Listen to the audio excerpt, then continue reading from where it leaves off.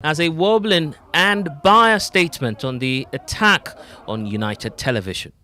In other fashion, you read his statement, he did not condemn the attack on UTV.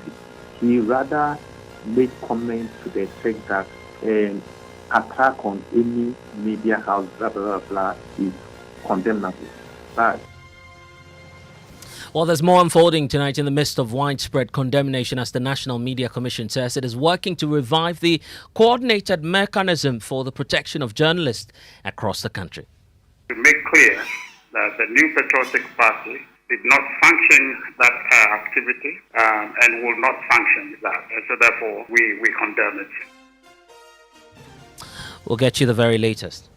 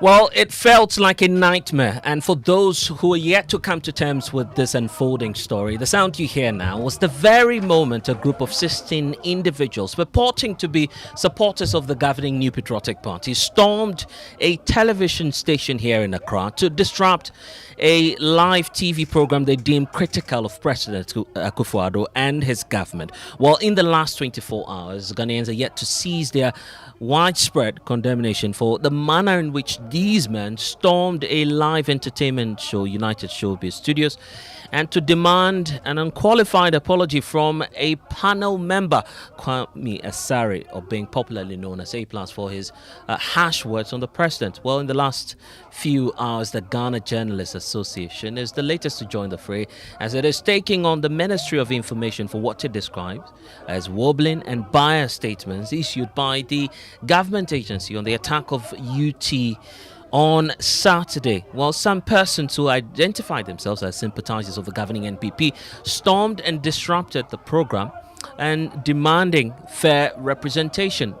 Well, the latest we know is that the police say they have arrested 16 persons in connection with this attack. First, listen to the leader of the group calling for an apology over alleged insult directed to the president on the show.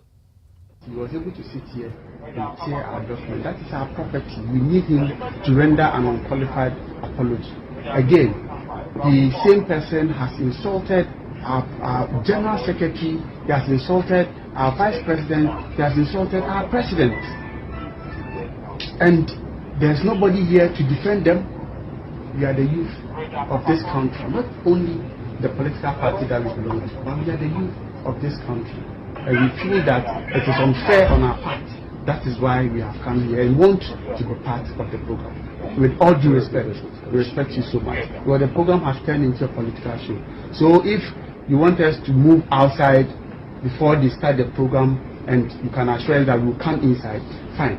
However, that notwithstanding, we expect that at least, even if you allow maybe about 3 or 4 of us to be here, and then the rest of the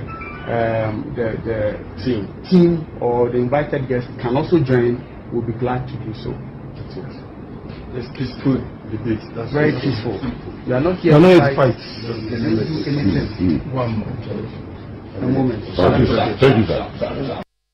Also, it is the basis for which these individuals, 16 of them who have been picked up by the police, decided to storm that studio. But after that action, it's attracted lots of condemnation by the National Media Commission, the NDC, and the independent presidential aspirant Alan Kojo Chamating, and several others, including the Ministry of Information itself. We'll get into the details of those statements for you shortly. Well, my colleague James Aveji is joining me now with excerpts of that statement. First of all, starting with a better perspective on this matter. James, we've seen numerous press statements condemning the incident, and all of that we know is being stimulated by this latest incident that we've seen unfold in the UTV studio. For those who are wondering the ground for all of this, what is the basis to the incident, first of all? Yes, Blessed. So this whole issue first came to the public domain when a letter was written by the New Patriotic Party. In fact, that letter was signed by the Director of Finance and Administration of the party, William Yamua. And in that letter, he bemoaned the fact that the showbiz program has become a political program. Now, he believes that the show has been used by some individuals to attack the government, especially the presidency. And so, in fact, except of it says that in upholding your station's duty of care towards the public, it is incumbent upon the management to facilitate equal representation rather than turning a blind eye to the issues it has raised about unfair representation and over criticism of the government and the president. And we know that there are so many statements coming on the back of this. Let's start off with the one from the Information Ministry. Yeah, so the Information Ministry in their statement say that the ministry on Saturday actually made a report to the Ghana Police Service to intervene in the incident in the UTV studio. This followed a report to the Media Monitoring Center of the ministry that a group of persons had entered UTV studio allegedly without authorization to express displeasure at the content of a live TV program. Now, the police subsequently arrested 16 persons at the premises of UTV, and investigations are currently ongoing. And so the ministry condemns in no uncertain terms any unauthorized entry into media organizations in protest at media content or interference in the media work. And Blessed, finally, the final paragraph says that the ministry wishes to encourage the media to especially broadcast media show hosts and panelists to do their utmost to help promote national cohesion, even as they exercise their fundamental The freedoms. Ghana Journalists Association has equally issued a statement raising issues with the Information Ministry's position on this matter. Exactly, Blessed. So they have, for instance, in the second paragraph of the Information Ministry's statement, where they actually said that the report they had says that the people entered UTV studios allegedly without authorization. The GJ thinks that the Information Ministry shouldn't have categorized that as an alleged entry without authorization. And if you read excerpt of it, it says that in the course of the invasion, the hooligans assaulted the director of photography and one of the producers of the United Showbiz, while the hostess of the program, other staff of the station, and invited guests for the program were left traumatized. Now, if you go further to where they hold brief for the information minister, they actually compared this statement with the ministry's own statement when a similar issue happened at Dagbon FM. They think that the ministry was upfront in condemning the issue that happened at Dagbon FM rather than apportioning blame to the media house as it did in the UTV case. And so they had issue with those two issues, and the fact that they called on the media to be circumspect. They believe that it's rather apportioning blame to the media than to go ahead and actually address the issue at hand. So that's the problem the GJ has with the Ministry of Information statement.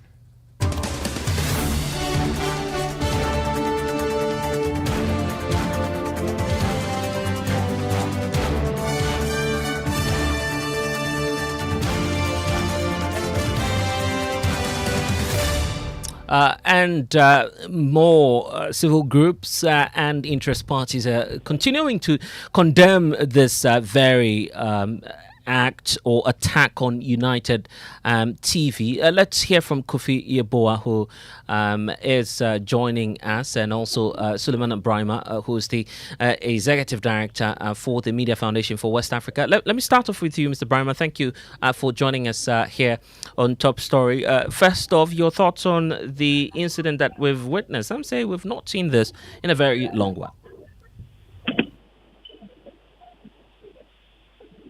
Hello, Mr. Brahima. Hello, Mr. Brahima.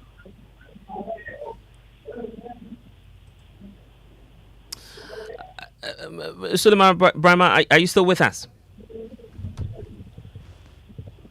Okay, we'll try and work the lines and get through to Suleiman Brahima, who would be sharing his thoughts with us shortly. But speaking on the Super Morning Show a while ago, lawyer Samson Ladia says that the New Patriotic Party's letter to the TV station demanding political representation and subsequent invasion of the show is unlawful.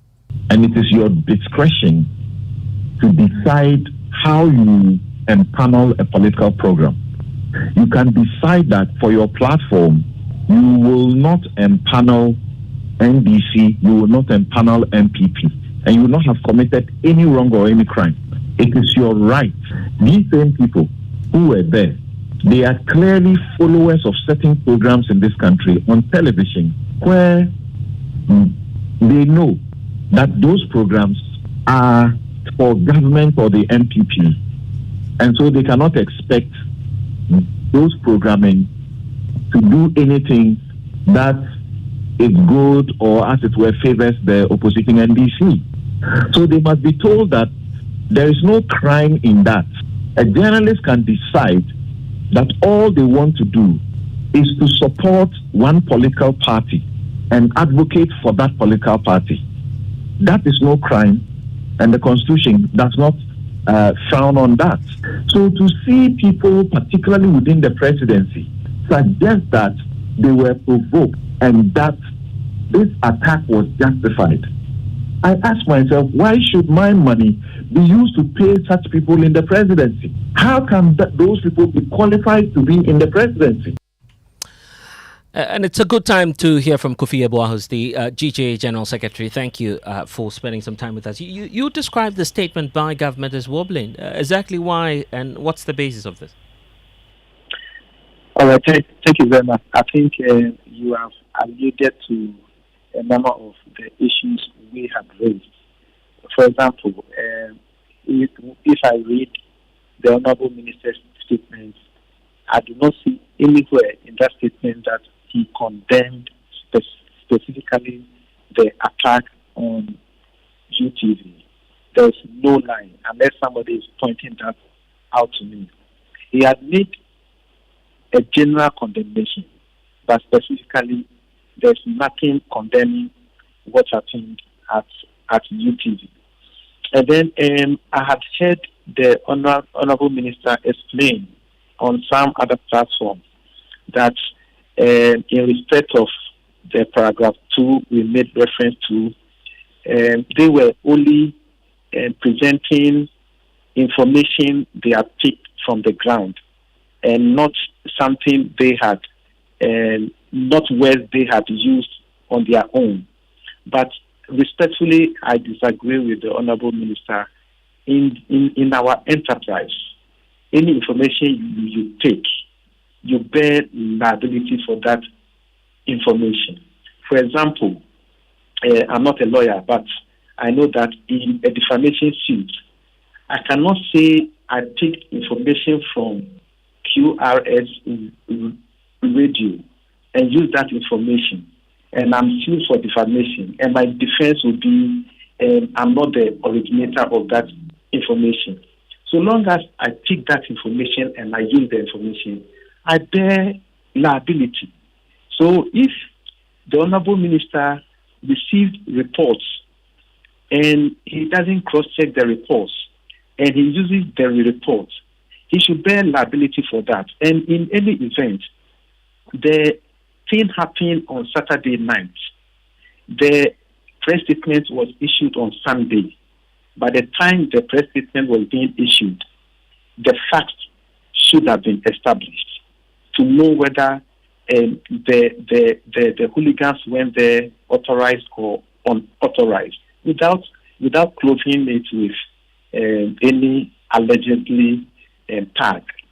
So these are some of the issues we had with the statement of the Honorable Minister.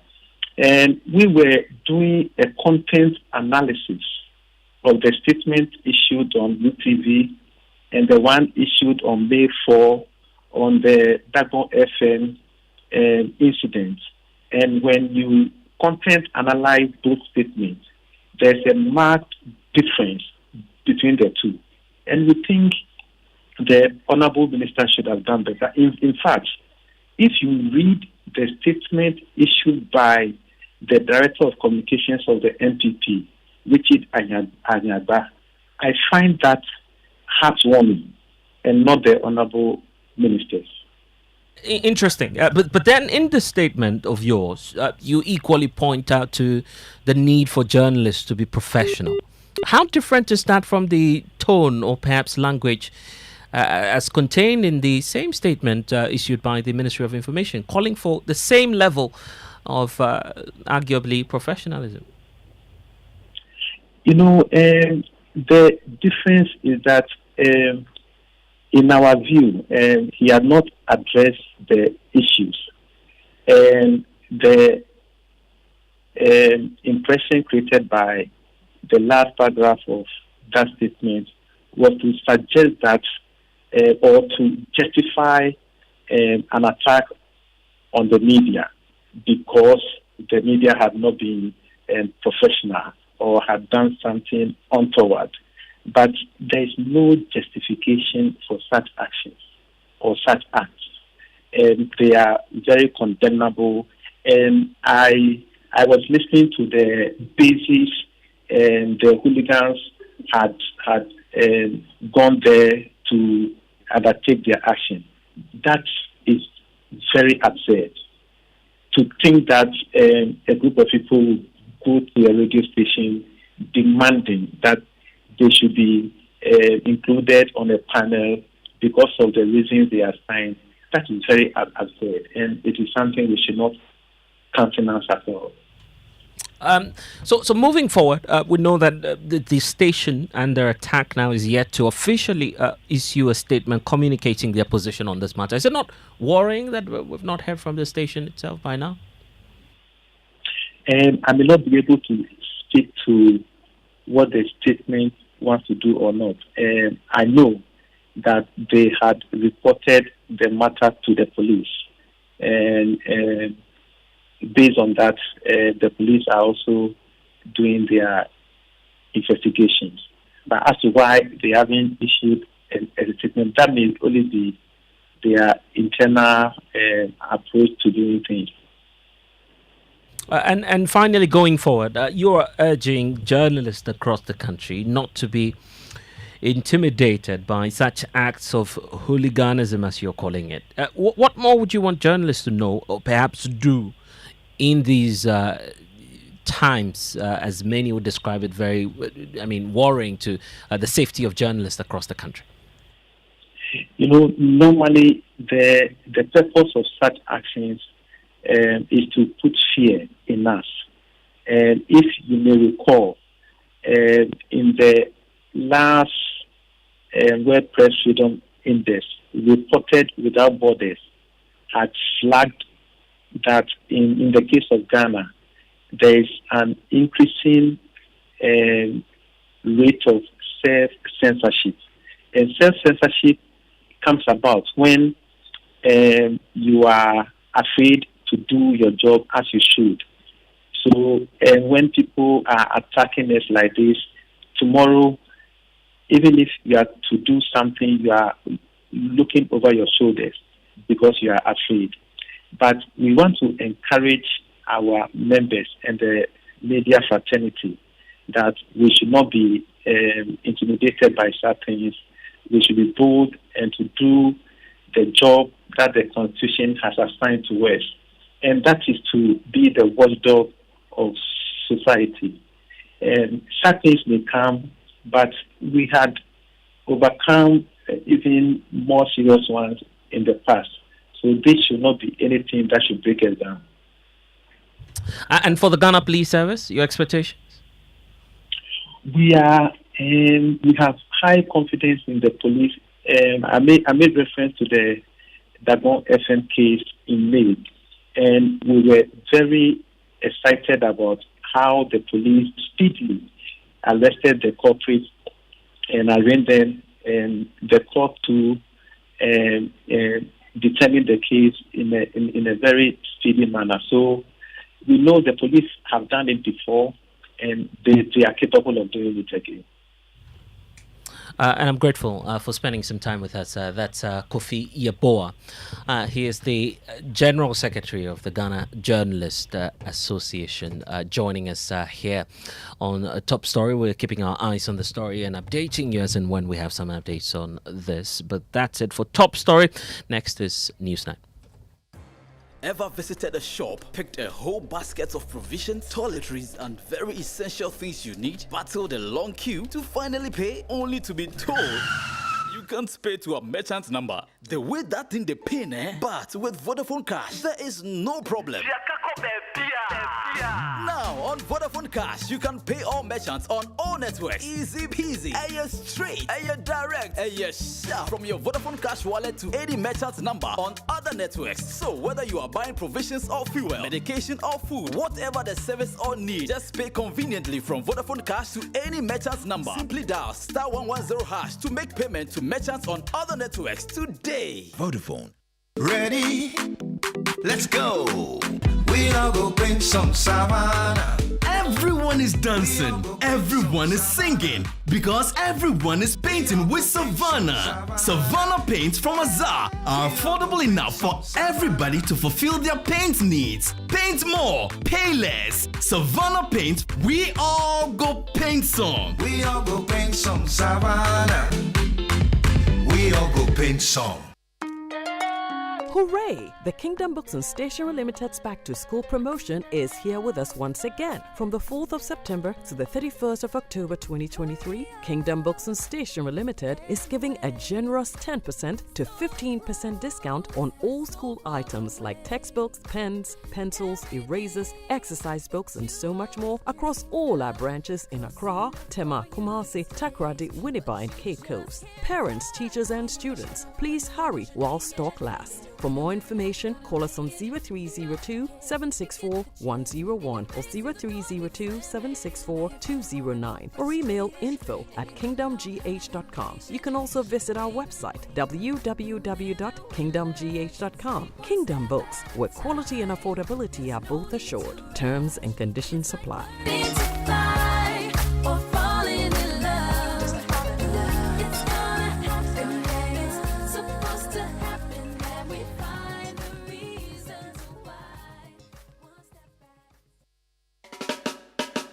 United we stand, divided we fall. As a young mother, I'm vaccinated to protect my family. As a daughter, I'm vaccinated to protect my elderly parents. As a teacher, I'm vaccinated to protect my students. Remember that all the COVID-19 vaccines work with the body's natural defenses to safely develop immunity. Let's stand together to end this pandemic. We are stronger together.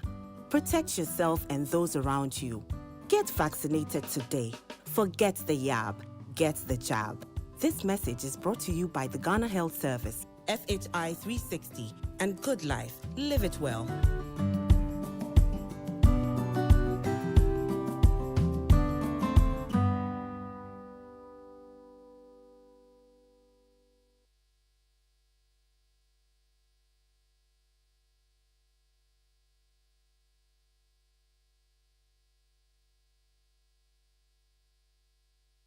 Joy 99.7 FM. Go for gold and bet risk-free on the new season with Betway. Use the golden booking code found on the Betway site to bet on selected match week and get 100% back as a free bet on any losses. You always get more with Betway. Regulated by the Gaming Commission of Ghana. No under 18. Terms and conditions apply. Betway. Get way more.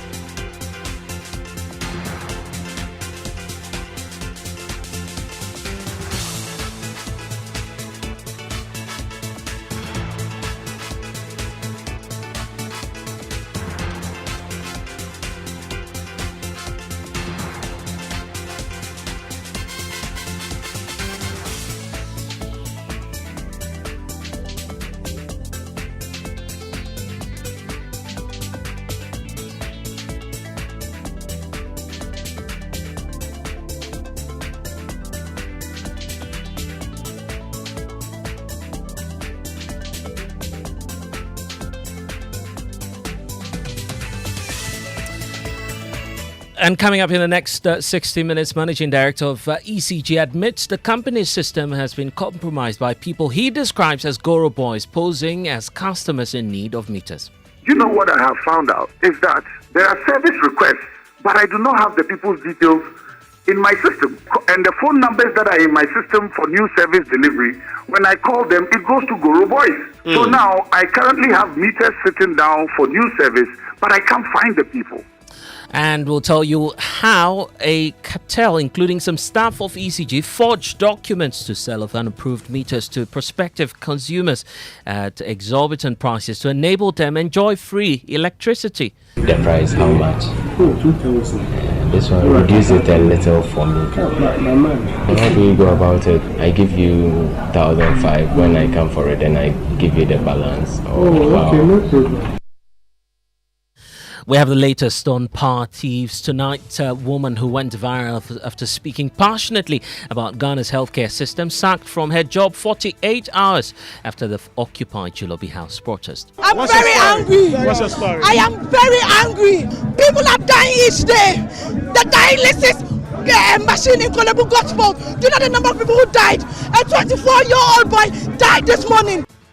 And we have more for you as she does not want to draw a direct link between the protest and her termination, but believes there's always a price to pay for speaking out. For every action, there's a reaction. If it is so, then that is it. But if it is not, and may not actually, like I said, I'm sure it's a very corporate decision.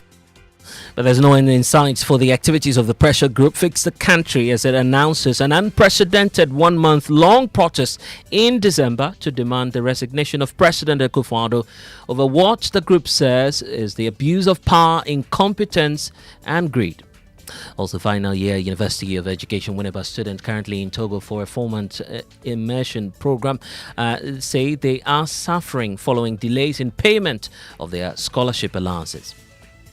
We have more reactions to this as the Scholarship Secretariat says that the students rejected an offer of part payment this week, seized phones of the officials and threatened to harm them. We'll bring you all of the details.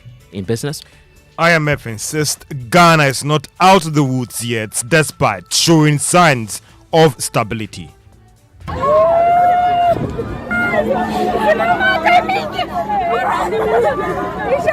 And horror, Ghanaians caught up in the Israeli-Hamas crossfire as bombs rain down on Gaza.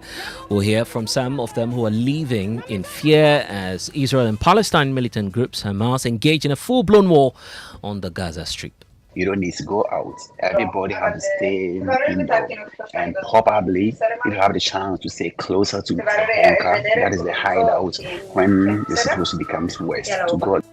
And there's more from the Israeli mission in Ghana, which believes that it's early days yet for any rushed evacuation, as it assures it will safeguard all peoples, including Ghanaian citizens living in the region. Israel is ready to guard the safety of all the people living in Israel, include Ghanaian and any other, all the others people that live and works and working in Israel.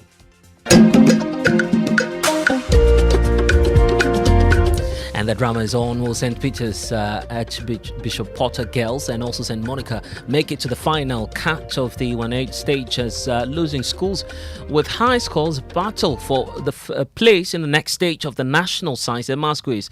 Details as the Wesley girls and Achimota School qualify convincingly. Well, it's not about the schools that we are meeting now. Our eyes are on the major prize. So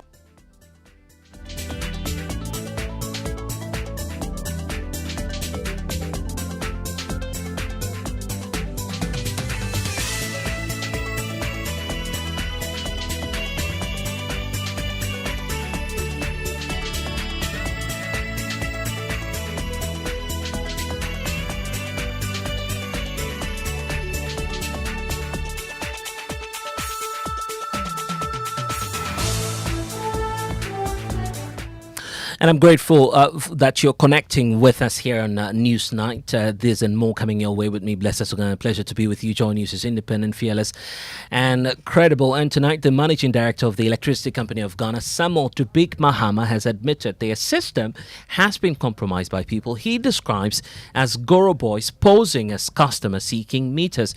According to him, the situation has made it difficult for the company to identify genuine customers. Joy News investigations have uncovered a cartel, including some staff of ECG who forged documents to sell off unapproved meters to prospective consumers at exorbitant prices. A separate meter that cost, for instance, a little over 800 Ghana cedis is now being sold by these individuals for as high as 2,500 Ghana cedis. Joy News investigation desk that reveals how the actions of these individuals enable their power consumers to enjoy free electricity without the knowledge of ECG officers in most parts of the country. Here are excerpts.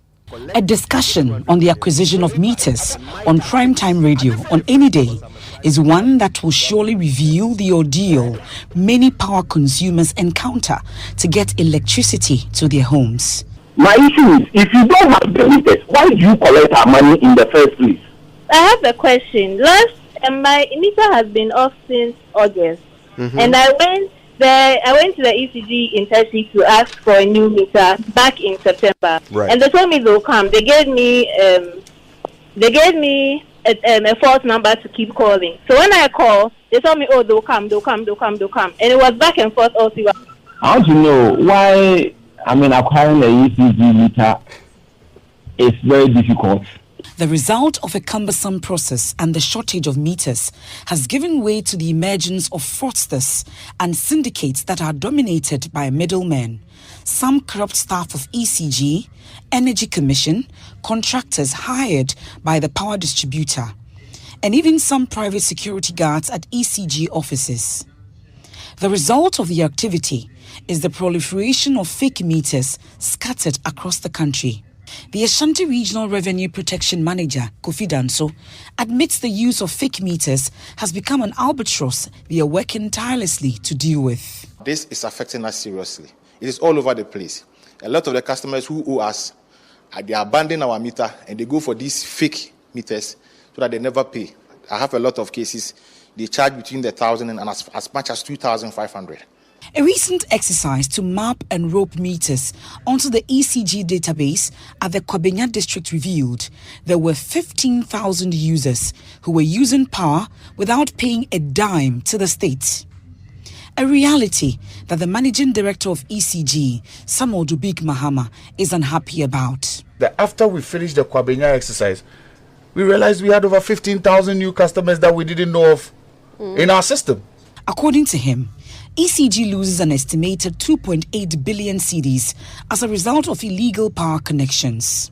This thing is a big moral responsibility and values fight. we need to stop. We need to stop. Because one of the newspapers tried to do a calculation, but he's not far off. We lose over 1 billion Ghana cedis in illegal connections. Why? And actually, I'm saying it's close because it's more. You lose more than 1 billion. I believe strongly we lose your more. calculations, how much do you lose? For every percentage lost, for the last calculation I did, is about 100 million cedis. And you lose what percentage now? Right now, ECG's losses are at about 28%. So that's 2.8 billion. Exactly. This revelation is alarming. But one fact that did not come up in the discussion is the faces behind this nation-wrecking activity. The Joy News investigative team decided to visit ECG offices in 3 regions to ascertain the extent of the canker. At the Accra East Regional Office and Sub-Transmission Office near Makola, I met Abraham, an ECG staff at the meter's office. He said a separate meter, which ordinarily goes for 800 Ghana cedis, will cost me 2,000 cedis. He showed me documents he had processed for a different customer, but was willing to transfer it to me only if I would pay the amount. The last time the price, you said how much? The price, how much? 2,000. This one, reduce it a little for me. How do you go about it? I give you 1,005 when I come for it, and I give you the balance. Okay, no problem. He advised that if I followed the established process, I would have to wait for almost a year to get the meter. He, however, promised that he could assist me to get a meter if I paid just a little more than the statutory fees to him. I'm giving this one for someone. Okay. But the person also not ready now. Let me hold on. If one who is ready, He boasts of helping many individuals struggling to secure such meters at ECG offices.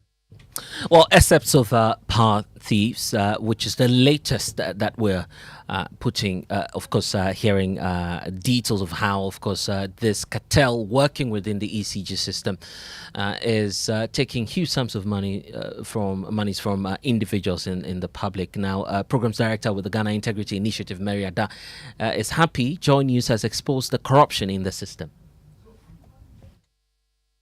It is one of the issues is service delivery totally in our context has manifested some of these, and so it is not out of the blue that we see the ECG under reference this morning. It is one of the unfortunate things we would want to hear. However, that is it. Judging from what Kwesi has done, you would realize that it is a common feature because he didn't do this just in one location. He went at least around 3 regions of the ECG to do this. Meaning it is a common feature which we are not at all surprised about.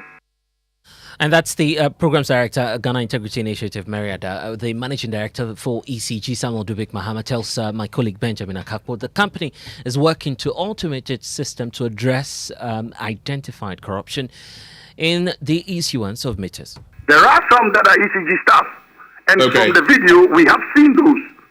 Yes, but you're also saying that there are Guru boys and girls there, not just ECG staff. All right, yes. I get that. You just hold for me, Mr. Mahama. You're aware of the presence of these Guru boys and girls. What have you done about the situation? Talk about, I don't want to say something that would mean like we are looking at the integrity of the video. That video is sacrosanct and I intend to rely on it.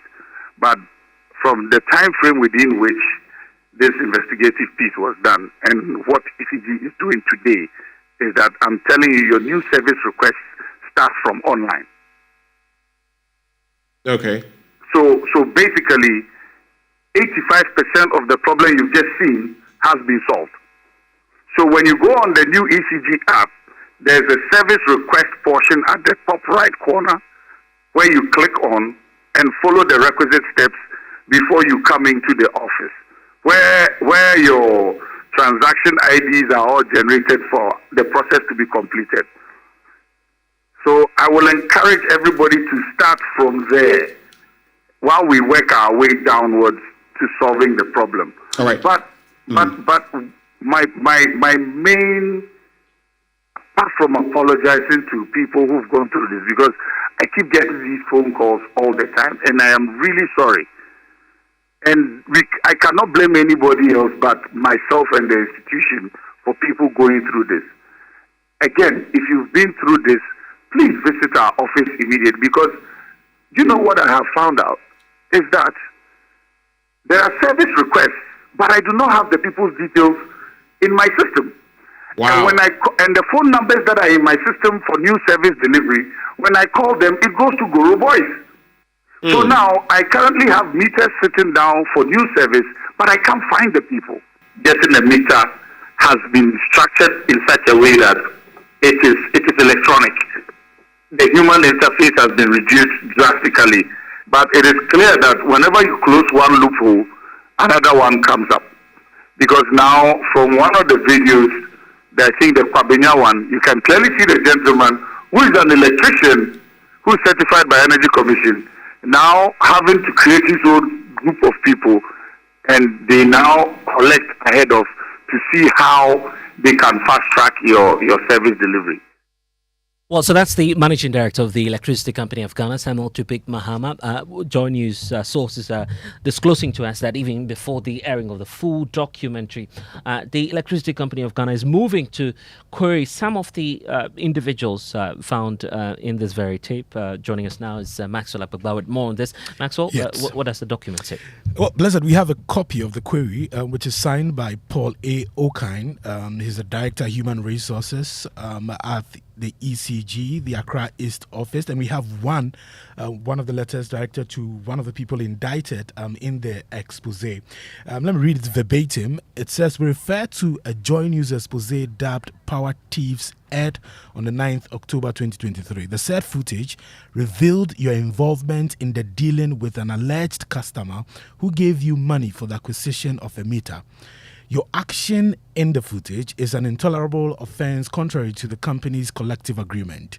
You are therefore to explain in writing why disciplinary action should not be taken against you for the stated misconduct. Your response should reach the undersigned by the close of work on Friday, 13th October 2023. Blessed. And that's Maxwell Apagba with the latest on this. Staff of ECG indicted over the very documentary that we're talking about, Power Thieves, which will be the hotline documentary that will be streamed live on the Joy News channel and social media platforms. For those of you who are following our streams on social media, that will be solely on social media for you, airing at 8:30 p.m. On all of our handles. Just look for at Joy News on TV, Joy 99.7 FM, and you would get details of this. Let's speak to Benjamin Boache. He's the executive director for the ASEP, an energy think tank, also monitoring developments on this. Mr. Boache, thank you for spending some time with us here on Newsnight. Your initial impression on, first of all, this decision by ECG to indict some of its staff over the latest happenings that we're hearing of at ECG. Thanks very much for having me. I think it's in order, and perhaps that is the shop that has actually helped develop this kind of attitude within ECG, where the sanction regime has always been lax and weak.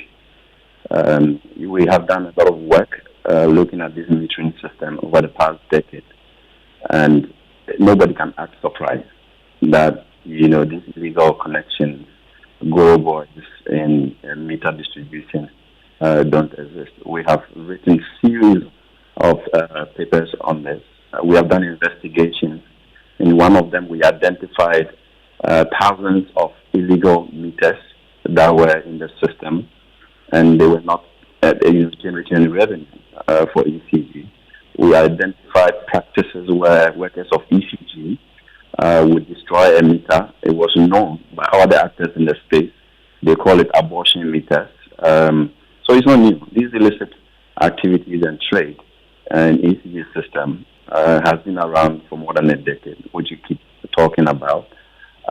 So we need to have, some stringent processes that identify some of these problems and deal with it. Because once power is generated and it's consumed, and you cannot trace who is consuming it based on these practices, it gets wasted, and somebody has to pay ultimately for it. Unfortunately, it's always been the budget and the people of Ghana who are called to pay some of these debts. Okay, how about the calls for a full-scale probe into these matters? Well, I don't know how deep the documentary went. If you call for a full-scale investigation, you're investigating these people. But the problem is really, really deep. The inefficiencies in the value chain within the establishment of ECG is horribly deep. And sometimes I get surprised that we think that some systems are in place and they are working to address it. Some of us who are, analysts and consumers at the same time, you get into the situation and you are alarmed at the way, ECG workers operate. Some ignorance that are even displayed, contrary to what legally they are mandated to do, or what service ethics they are supposed to have to be able to give you a meter. There is no agency. I'm hearing the MD says that there are meters. I have my personal experience where for the past 3 months I've been trying to get a meter. And trying to just follow the process to see how it goes is horrendous. And you can't blame the average person who has to, move into the office on a daily basis trying to remind, officers that they want a meter. And every time you go there, the offices are packed. So it cannot just be because all boys are, operating in the system. Then you are classifying the entire ECU machinery as Goro. Because you can be calling even the district manager to act on your meter. And the same feedback is what you get. We don't have meters. All right? Go through this process. Go and activate this code. Go and pay this amount. And all that you keep doing it, and yet the action, nobody's acting without you placing a call, going back to the office to tell them that I still need a meter, to remind them you still need a meter. And you go and go and go, and nothing gets done. So it's a major problem that has to be fixed by management. And in these cases, you expect that when you are designing a solution, people who have been working on these issues over time, you get inputs. When you rush to pull off a solution and then it backfires in this manner where Guru boys are now replacing numbers, you call and it goes to the Guru boys, it tells you that the problem was not properly analyzed and it generated a result, a solution that is not yielding the results you want. All right. So that is where we really need to be aggressive to ensure that if there are indeed meters, the meters can be deployed. But the signal you're picking on the ground is that there are no meters. So then it means that the entire systems, including the managers at the various districts, are not dishing the meters out to people who need them. And I'm grateful for spending some time with us here on Newsnight. Benjamin Boachi with Energy Think Tank ASEP. And he died. He died. 24-year-old. He died. Not because of sickness. Well, so the voice you're hearing now is that of Nasiba Bawa speaking passionately about what she says is a poor state of Ghana's healthcare system. Well, she went viral after an interview with my colleague Maxwell Akpakba at the Occupy Chilobi House protest 3 weeks ago. Joy News is learning that 48 hours after that protest, she was sacked by her private employers. Nasiba says although she does not want to draw a direct link between the protest and her termination, she believes that there's always a price to pay for speaking out. Maxwell Akpakba is joining me now once again with details of this. Quite a very sad end for Nasiba, but she did make a statement.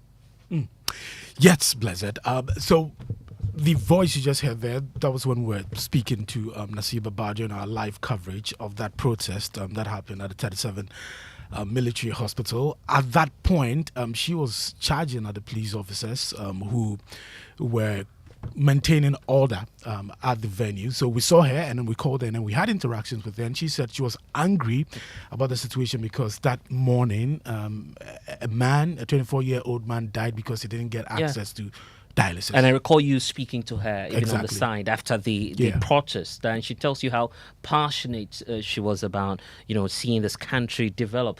Then fast forward, she also featured in our Thought Leadership program. Exactly. But now it's a sad story. Tell us about the circumstances under which you did meet Nasiba. Yes, so that was at the protest at the 37 military hospital. She tells us that 48 hours after that protest, she was sacked by her employers. She was told that she took some leave, some sick leave, some 3 weeks back then. And then during the time that she was absent, they replaced her with another person. He died. 24-year-old. He died. Not because of the. Every now there's always a price to pay for everything. My uncle will tell me that you went to a protest and there is a price to pay for everything and it's okay. My uncle says that there is a price to pay for everything. For every action there's a reaction. If it is so, then that is it. But if it is not, and may not actually, like I said, it's I'm sure it's a very corporate decision. I was just told that I had to let go because there was somebody coming to replace me, and that was okay. And I think that's fine. I think restructuring happens quite a lot in. So at what point was this when you told this? The protest happened a week before that. So after the protest happened, Saturday, Sunday, Monday, the new week started. And you were told this on Monday or Tuesday or Wednesday? I really don't want to get into the issue of it because it happens. For me, I've embraced it as something that happens and then you move on. Was it 24 hours or 48 hours or 72 hours after? Because you put it on Twitter. So you said, I woke up this morning still thinking of the reason why my contract was terminated abruptly at work yesterday. So this was you posted this on the 27th September. So that means 26th September, your contract was terminated. So this was 48 hours. So 48 hours after a protest, your contract got terminated. I've worked there and I don't know it to be partisan. And that's why I'm trying not to. I keep saying that I don't want that connection because if I knew that the company was partisan, then maybe I can say that because it's partisan, it's fair enough to come towards or to pin this thought. But I don't know it to be partisan, and I wasn't told that was the reason. And another thing is I wasn't rebuked for going to the protest, even though my video went viral. I was not rebuked for it. So you get that. So it's like a plain white sheet. So it's really hard to say that it's because of this, it's because of that. Now let's come to the reason. Actually, the reason you were sick, you took days off with permission. Okay, so let me read that part of the tweet. And they said when I was sick and took days off with permission, he hired someone to replace me. That was 3 weeks ago. Why abruptly ending it now? The math is not mathing. I mean, when I even try to think about it, I also try to think about the company because I've also heard where people have been let go for health purposes because the company feels like we can't really rely on you. Did you get me? That you are sick. Maybe you'll be sick again. I've heard that. I've heard that. That was maybe 3 years ago or 4 years ago. A friend of mine it happened to a friend of mine, and she was confused. And I said to her that it's somebody's private business, and and somebody's money. So if the person is feeling like this sick that you're going to sick for this number of days, the next time when you sick again another 2 weeks, then my money, because you get that you want some empathy, but people also people are in business for the sake of money. That's why they are in business for profit, So they must think about their profit as much as they empathize with you. They must think about them. Well, so that's the sad story of Nasiba. What are the legal options open to her? Joining us now is a Labour expert, Senor Ejabeng. Mr. Ejabeng, thank you for your time here on Newsnight. The circumstances under which Nasiba is now being sacked from where she works. Initially, she took permission to go on leave, proceeds on leave, returns, works for about 2 weeks or more, goes for this demonstration, and is back only to be told that you are no longer an employee with us. Is that tenable? Well, Good evening, and good evening to your listeners. From what I've heard so far, from what you are saying, what I can refer to is that there are grounds for termination of employment under our labor laws, and therefore, if the termination of employment is not in accordance with those grounds, then of course there are legal remedies for which an employee can go through any adjudication process to get some justice. And so, what would you advise in this case? Well, the issue of challenging a termination in an adjudication process is very varied. So, for example, you can go to court or the National Labour Commission on the basis of either unfair termination, wrongful termination, or unlawful termination.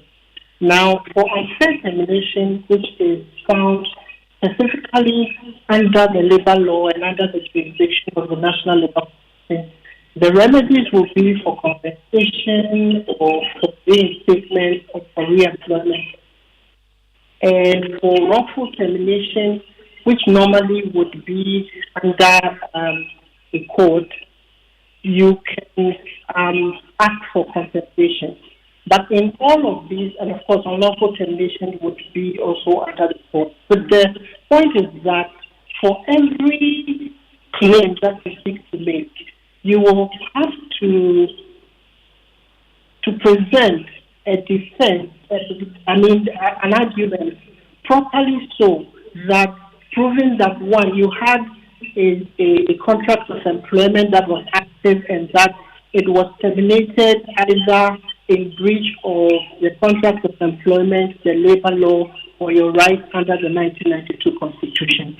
So it is varied and would need to go into the circumstances a lot more to know exactly what she can do. But yes, if she was terminated on the basis that she took time off with permission and came back and she was replaced, then of course that does not constitute a ground under the labor laws and hence take legal action.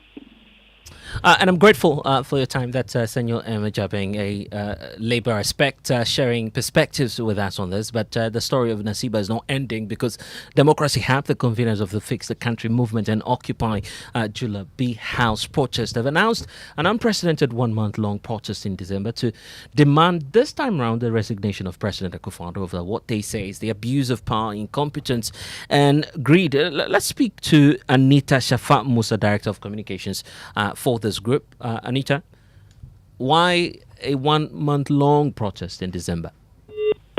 Okay, we seem to have lost Anita, but Maxwell is still here with us. Maxwell, and the statement says that they'll be doing this for 1 month. And just before I come to you, Maxwell, Anita, one more time. Anita, can you hear me?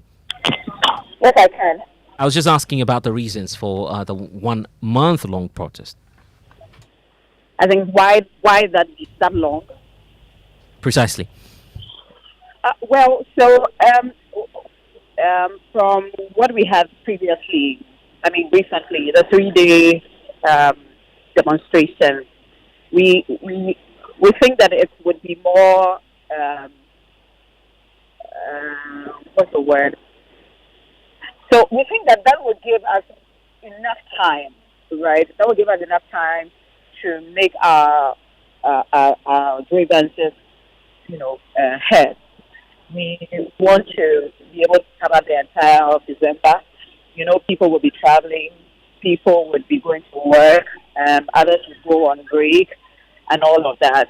So we just want to factor in all of these so that we can have everyone, join the demonstration. Okay, Anita, grateful for your time. She speaks for the Occupy, that's the Democracy Hub, the conveners for Fix the Country movement, and we'll be getting some updates as and when we have them for you. But it's time now for business. George Wiafe is here with the latest. George, we know that we're expecting the 600 more $1 million. Well, but that is still subject to meeting some conditions with respect to the external creditors. But we all want the cash, isn't it? Well, for me, it's not just about the cash, but the reforms that are going to take place preceding the disbursement, and also how that could also trigger other investors to start coming on board to help in the recovery of the economy. But for me, the reforms are very, very important. That's what we pray for, George. Yes, of course. And we'll be getting you more on the island because it's insistent that Ghana is not out of the woods yet, despite the economy showing signs of stability. We'll be getting you more details on that one. And in just a few hours, it's all about sports and business. Joy Sports and Joy Business in our leadership program on sports and business. We're getting you more details on that one. The business news on Newsnight is brought to you by MTN Business. Welcome to the new world of business. My man, I heard there's a new app on the streets that does it all for you. Ah, really?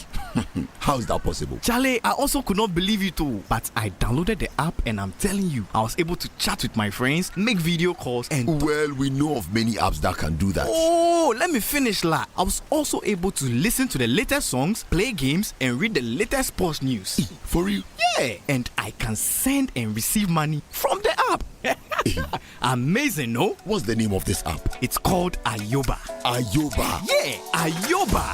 Get Ayoba, your all-in-one app that lets you chat, call, share, play, pay, and listen to music all in one app for everyone. Enjoy Ayoba with MTN and download the Ayoba app today. Everywhere you go.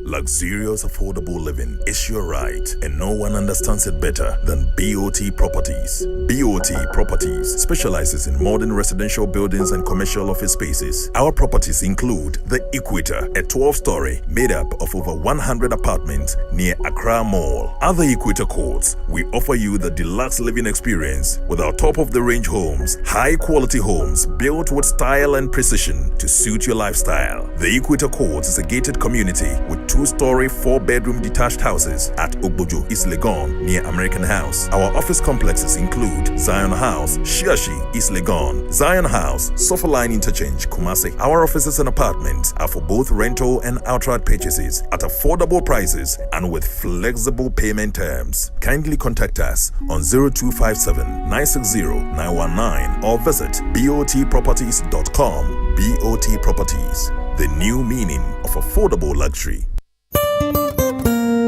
No matter your water needs, Sintex has it all. Sintex tank was first to introduce double layer tank, and now you can have as many layers as you want. Sintex tank was first to introduce white inner layer tanks in Ghana, and now introduces the customer specs order, which will let you order any color and size you want. Sintex tanks gives you the biggest warranty of 7 years, which no other tank gives you. So whatever your water consumption, size of project or demand, choose Sintex tank. Sintex tank, stress-free. Sintex tank, reliable. Sintex tank, maximum guarantee. Call 0244 335 168, Kumasi 0505 555 666, or visit sintexgh.com.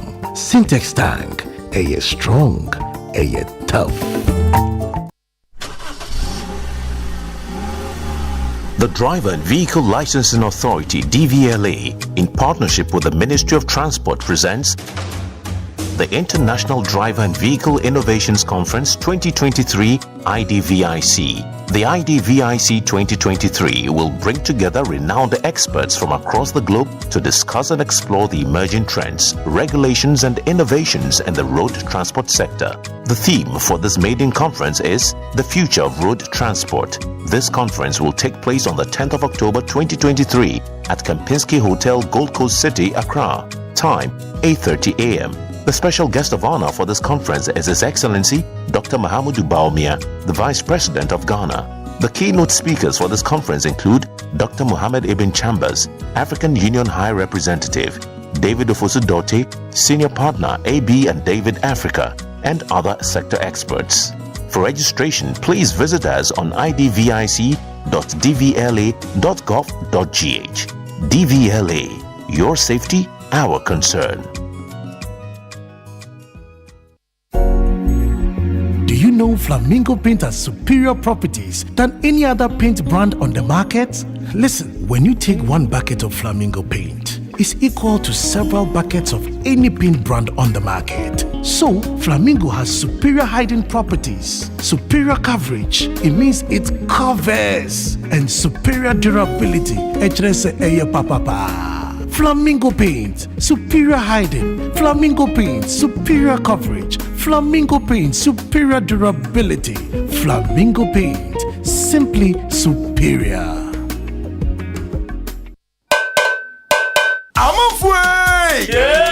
Media Sambisana mo. Eti emrantia no mu hwan pa na tumi hwe na mo bodompe mu ma ya kono. Eye kwabna.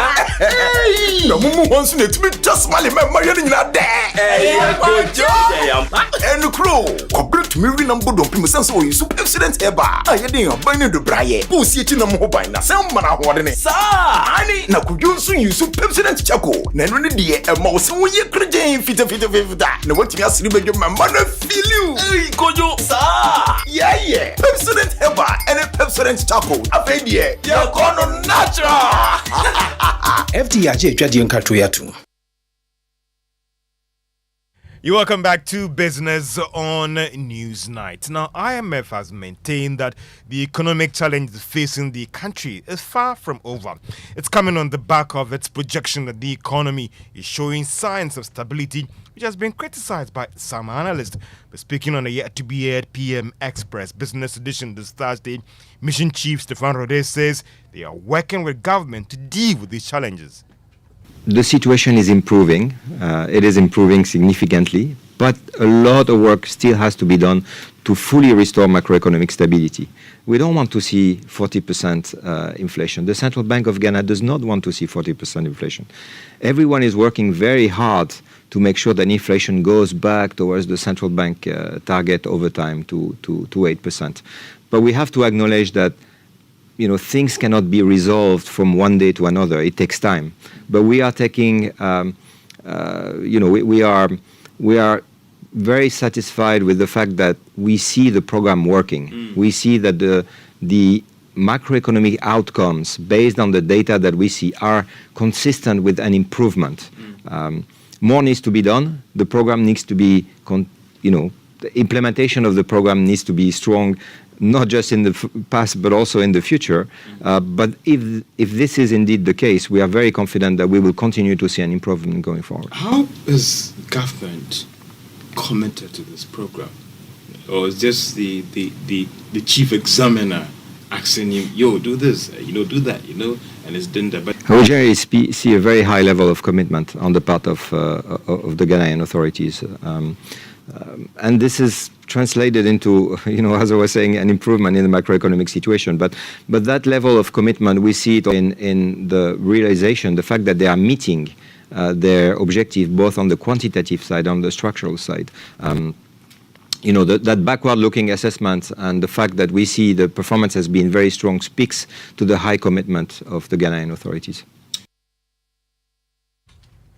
Stefan Rode is the IMF Mission Chief for Ghana, speaking on the yet-to-be-aired PM Express Business Edition this Thursday at 9 p.m. But will Ghana be able to secure the much-talked-about financing assurance from the bilateral creditors before the board meeting next month? Well, that's the question we pose to economist Professor Peter Kote.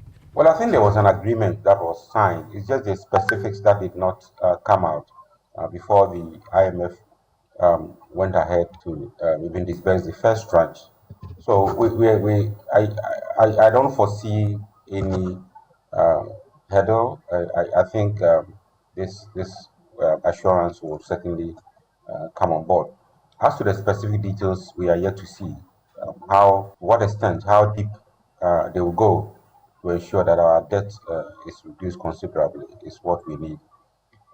We're currently borrowing quite a lot from the domestic markets, buying with credit bills, and I don't think that is sustainable. So we need this as well, external assurance. We need the external creditors to come on board, and we are certain as to our debt levels.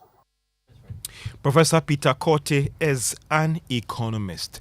Now, government has outlined more details about the proposed Ghana Stabilization Fund expected to take off before the end of this month. The operationalized document gives details about the structure, capitalization, governance, and how the fund will be disbursed. There is more in this report. The document reveals that government will provide $500 million as seed capital for the fund, while the World Bank will come on board with the remaining $250 million in terms of capitalization of the Ghana Stabilization Fund. The document shows that the Ghana Stabilization Fund will target commercial banks and other financial institutions affected by the domestic debt exchange program. Government support for the fund will be drawn from taxpayers as well as budgetary allocation. Funding for the prospective banks and financial institutions will be purely on commercial grounds, insisting these are not bailout funds, adding that concessionary commercial rates may be considered with improved governance structures.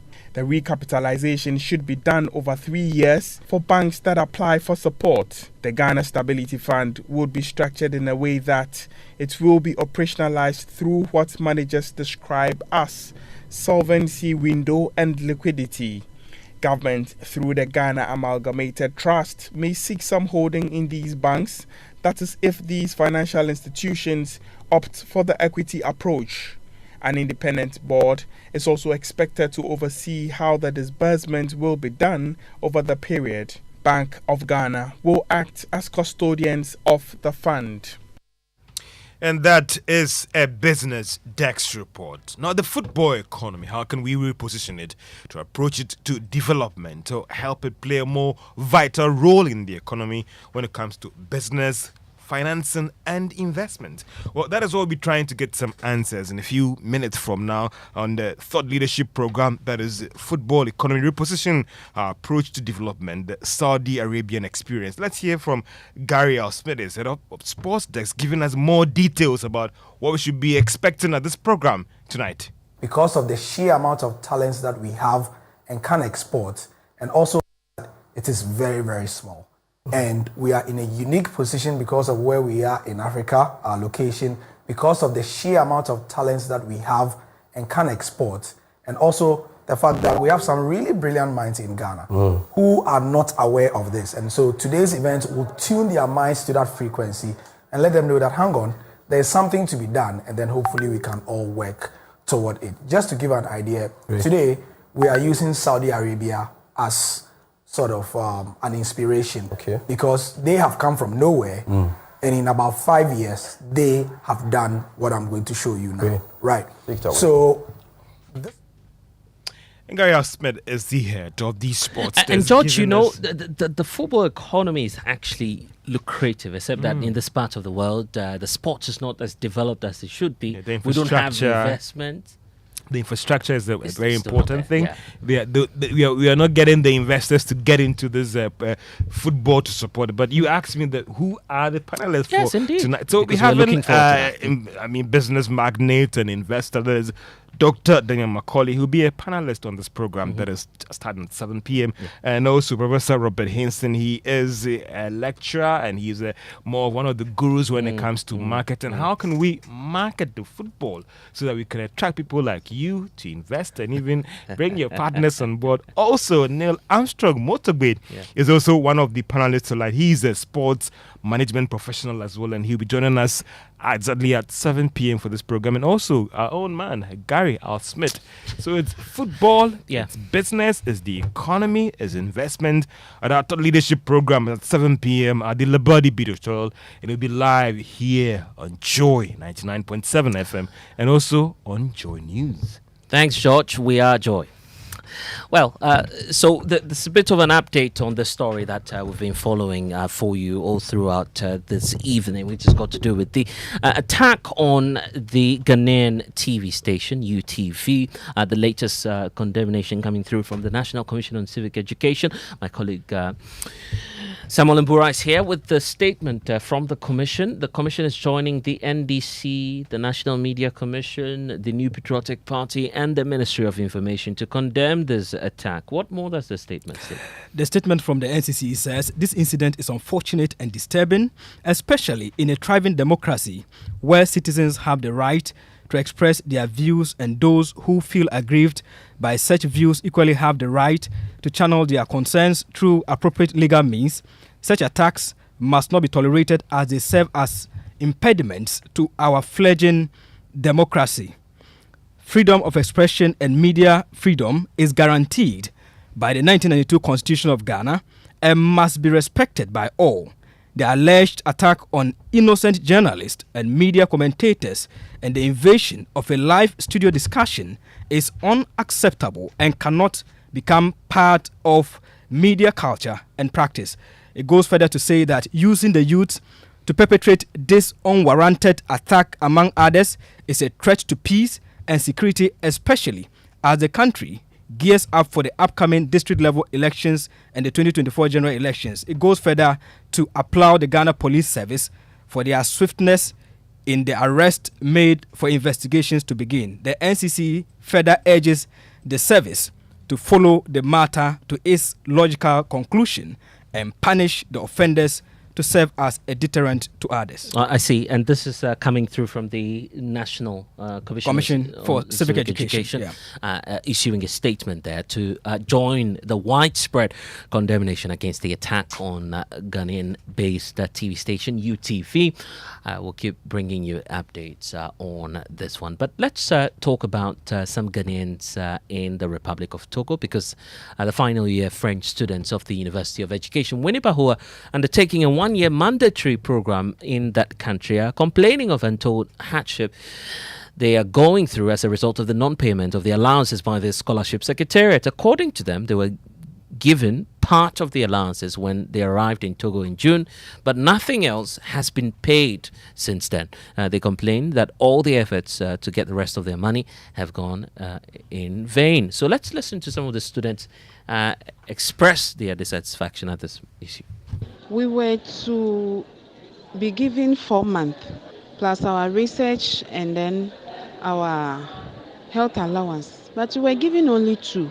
And later on, the scholarship secretariat came to us telling us they are giving us only 1 month. Then later on, when we go back to Ghana, they will give us the 1 month plus our health allowance. In fact, it's really worrying because most of us are owing people here, vendors here. We are owing them. That we are waiting for that money to pay our debt. And besides, our HOD told us to lend money from our friends, that the money will come. And we're all hoping to get that money to pay our debts. We are really hungry, even for transportation. When we get to Ghana, most of us don't have money to continue our journeys. We are crying for help. They should help us. The media should help us. The government should help us. If the monies are with the secretariat, they should please release it to us. Well, some students there, the Scholarship Secretariat says the students rejected an offer of part payment whilst the remaining amount is sorted out next week. That was the arrangement, but of course the students are not entirely happy about this. So let's bring in my colleague Samuel Kujo-Brace, who's been monitoring the development. You've also cited this letter purportedly written by the Scholarship Secretariat? Yes. What does it say? So basically what this is communicating to the University of Education is that they are now going to withdraw the scholarship for the student in Togo. That's around 246 students who are based in Togo because of the misconduct. According to the Secretariat, when they give the scholarship, one of the criteria of this is for you to maintain good behavior. So to quote it, it says, "I am to stress that the scholarship is liable to termination in the event of misconduct on your part or unsatisfactory progress in your studies, or failure to pass any prescribed examination, or willful breaking of course, or deferment of examination. So this is where they deem the student to have misbehaved, because a reason for which they do. Because they tried to lock up officers of the embassy when they went to meet them this Saturday, and that's why the Scholarship Secretariat is communicating this intention to get this off. My colleague Samuel Kujobre is monitoring that for you, but the assurance is that all of this will be addressed. Let's take you to Parliament now, because the ad hoc committee investigating the alleged plot to remove the IGP, Dr. George Ekufuor-Dampare, has revealed rumors that letters expressing interest in the case have been received, and they are looking into them, but it will ensure that proceedings are unbiased and fair. The response follows accusations by lawyers for the IGP against the chairperson of the committee, Samuel Atachia, of leading a sinister agenda against their clients in the media by making consistent prejudicial comments about the proceedings against their case. Before we hear the committee, let's listen to the lead counsel of the IGP, Kwame Jan, insisting the committee has completed its work and will resist any invitation of an extraneous witness by the committee. The chairman is operating as if he is a sole commissioner, and we are going to use all necessary legal means at the hearing not to accept this. What do you think is the motivation of the chairman, per your allegation? He has his own agenda. And what is this agenda? He will disclose it. He has been granting interviews. Normally, what was happening was that any time after the proceedings, when we are quiet and we go home quietly, he would gather the press and grant interviews, to the extent that after one sitting, he went out there and said the extended tape which was submitted by Bugri Nabu had been doctored. Well, we can now listen to Vice Chairperson of the Ad Hoc Committee, James Agalka, responding to claims by lawyers of the IGP of a prejudice and a sinister agenda against their client, and assures a fair and unbiased proceeding as in the in-camera hearing continues tomorrow. Tomorrow there would be a pre-conference because with quite a number of letters have been written and all that. So we would have to do a pre-sitting conference to decide what we're going to do. We would expect that the lawyers would make their applications before us, and we'll take a decision. So the point is, it is for them to raise their concerns, and we'll take a decision. You remember from our research, the lawyers for Sari and Fearless Mesa raised objections against me and Peter Tobu. So we listened to them and then dealt with the objections raised. So I'm saying that when the concerns are raised before the committee, we shall deal with them. The committee has never turned away witnesses from raising concerns that border on their rights. We have never done that. So you can be assured that when those matters are brought to the attention of the committee, we shall deal with them. Well, let's speak to Dr. Ishmael Norman, a security analyst for more. Dr. Norman, Parliament's ad hoc committee reviews. It has received numerous letters expressing interest in the case. How might these letters impact the ongoing investigation? I just don't understand what the current conflict is from the lawyers of the IGP.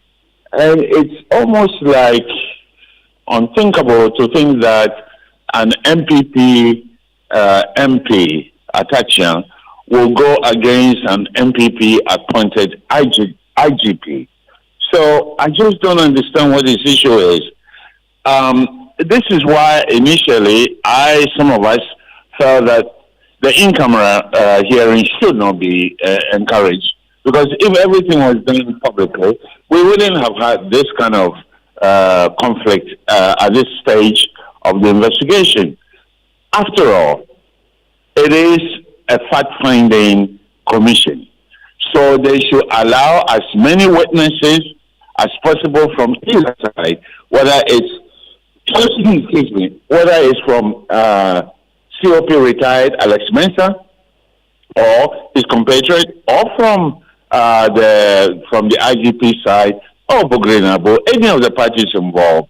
they should allow as many witnesses as possible in order to exhaust the information until they reach saturation point. They should allow witnesses. So I don't see the conflict there. And of course, this will be unfolding. We'll wait to see what the final decision of the committee will be. Well, it's time now to also tell you about what's been happening elsewhere, especially around the world.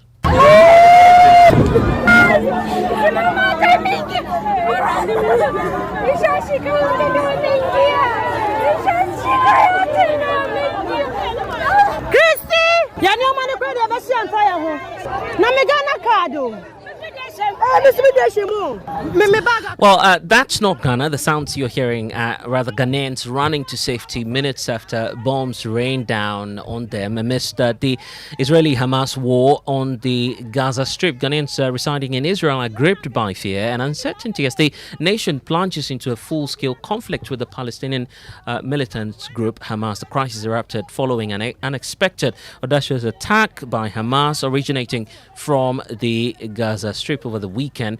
Hamas, a Palestinian militant group, launched unprecedented attack, and this is beginning to breed a lot of tension in the region where Israel has now declared a full-blown war. There are questions also as to whether or not Ghanaians should be evacuated given the tension in the region. Listen to the deputy head of mission at the Israeli embassy in Ghana, Avril Avram. Israel is ready to guard the safety of all the people living in Israel, include Ghanaian and any other, all the others people that live and works and working in Israel. The situation, as you see, is it is a very sad days. And indeed, that's the position of the Israeli mission here in Ghana. Let's speak to the ranking member on the Foreign Affairs Committee, Samuel Kujeto-Ablakwa. Thank you, sir, for joining us. The Israeli government ruling out, they are still, in fact, open to the idea of evacuation, except to say that they will guarantee the safety of all Ghanaians in Israel. As the Foreign Affairs Committee in Parliament, are you alarmed by this? What are the next steps for your committee? Well, good evening, Sana. Good evening to our listeners. Certainly, we are concerned particularly about the welfare and safety of Ghanaians. But we are more concerned about the general situation. There's a need for de-escalation. And our concern really is that if this conflict continues, it may even make it extremely difficult to evacuate Ghanaians safely. So we will advise that Ghana should leverage its position on the Security Council, the UN Security Council, and position itself as a credible mediator. It's good that countries like Turkey are positioning themselves as new mediators because, as you know, the United States has not been able to sustain that impartial and credible posture as mediators.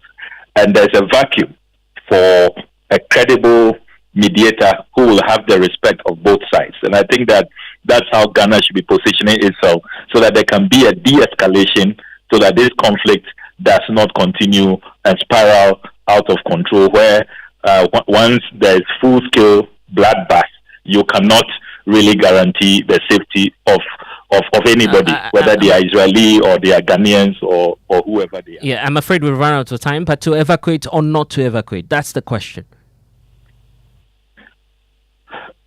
I think that we should continue to monitor the situation and work with other partners and let the experts advise. I think that at this point, those of us outside should not rush to make decisions which may not even be in the best interest of our nationals. Because if you look at even the situation with air travel, a lot of airlines have suspended travel into Israel. So the situation is very, very complex, and it's not easy to just sit outside and say evacuate or don't evacuate. I think that there will be the need for more collaboration, more intelligence gathering.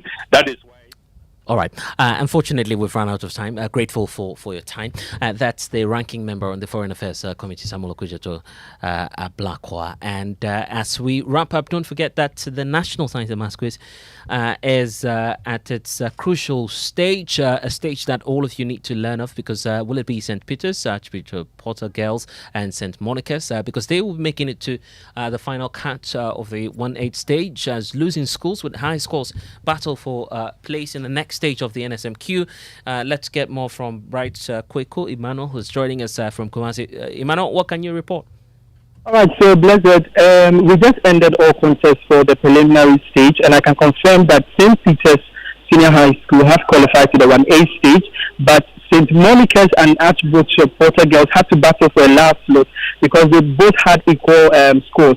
So after 3 tiebreaker questions, Archbishop Porter Girls emerged winners. And the other schools include Evans Menses, Alma Mater, St. Thomas Aquinas, St. SHS, Maboni SHS, Tema Methodist Holy Child, KNUST SHS, Mafi Methodist Girls SHS, Notre Dame Girls, SDA Agona SHS, and then Sunyane SHS. So this is and of course the fun will be on. We'll bring you updates on the National Science and Maths Quiz. Emmanuel Bright Kweko there from the Ashanti Regional Capital, Kumasi. And that's all we have for you here on Newsnight. We'll be bringing you that thought leadership dialogue on investment in the sports fraternity. And of course, we'll have Gary Al Smith and the Joy Sports team bringing you the latest from the Labadi Beach Hotel, where that event